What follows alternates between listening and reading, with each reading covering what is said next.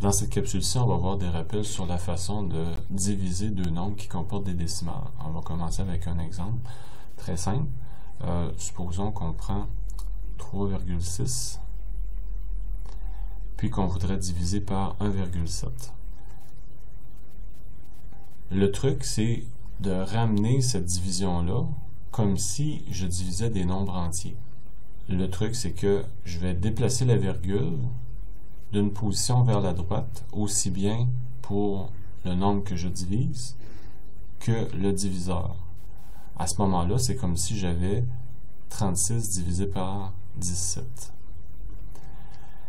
La raison pour laquelle, si je fais 3,6 divisé par 1,7, c'est la même chose que 36 divisé par 17, on le voit ici avec le quotient de mes deux nombres. 3,6 divisé par 1,7, c'est une fraction. Puis, cette fraction-là, j'aurai le droit de la multiplier par la fraction suivante, qui serait 10 dixièmes. J'ai absolument rien changé à la valeur de ma fraction, tout simplement parce que j'ai multiplié par 1. 10 dixièmes, c'est égal à 1. Maintenant, on sait que quand on multiplie des fractions, on multiplie toujours le numérateur avec le numérateur. Donc, ça me donnerait 36. Et le dénominateur, je multiplierai avec le dénominateur 1,7 fois 10, ça me donne 17. Et c'est pour cette raison-là que si j'ai 3,6 divisé par 1,7, c'est la même chose que si j'avais 36 divisé par 17, ce qui est plus facile à diviser. Alors, faisons la division. 36 divisé par 17. Combien de fois je peux avoir 17 dans 36? Ben, je peux en avoir 2 fois, parce que 2 fois 17, ça fait 34. Alors, 2 fois 17, 34. On soustrait. Alors, 36 moins 34, ça donne 2. Pour continuer la division, il va falloir que j'introduise les décimales. Alors, le truc, c'est que je vais mettre ma virgule ici. De cette façon-là, je peux mettre un 0 ici et continuer la division. Combien de 17 je peux avoir dans 20? Ils vont rentrer juste 1. Alors, 1 fois 17, ça donne 17.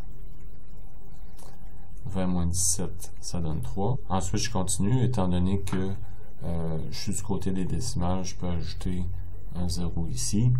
Puis je continue. Alors, combien de fois j'ai de 17 dans 30? Ben, encore une fois, il va juste une fois. Une fois 17, 17. Bon, maintenant, il me reste 13. Puis, je pourrais continuer la division comme ça. De sorte que j'ai 36 divisé par 17 ou, dans ce cas-ci, je pourrais dire que 3,6 divisé par 1,7, bon, c'est à peu près égal à 2,11. Maintenant, on va voir un exemple où le nombre de décimales n'est pas le même au nombre que je divise et le diviseur. Par exemple, si j'ai 24,56 que je veux diviser par 1,2. Alors, la règle, c'est que je vais déplacer la virgule d'un nombre de positions égal à celui qui en a le plus. Alors, comme 24,56 a 2 décimales, je vais déplacer la virgule de 2 positions vers la droite. Donc, je vais avoir 2456. Et je fais la même chose avec mon diviseur. 1,2, si je déplace la virgule de 2 positions vers la droite, ça va me donner 120.